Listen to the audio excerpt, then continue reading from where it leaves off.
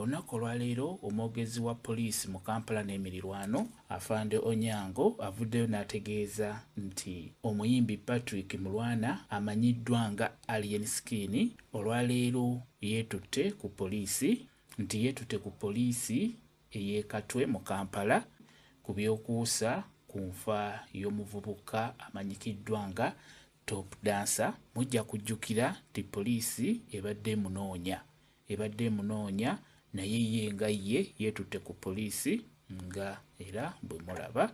Okujjako n'ekirala, Honorable Medard Sseggona avuddeyo n'annyonnyola ku nsonga y'okumumma kkaadi. Jjukira Honorable Sseggona bamumye kkaadi eyo aba Nuupu baagiwadde omuyimbi Walukagga gwe baawadde kkaadi baagiggyeko Honorable Sseggona ne bagiwa Walukagga. Sseggona avuddeyo n'annyonnyola olwaleero era agambye agenda kwesimbawo ku bwannamunigina. Avuddeyo n'akinnyonnyola nti agenda kwesimbawo abantu basalewo, naye nga mujja kujjukira nti kkaadi eyo baagiwadde Walukagga.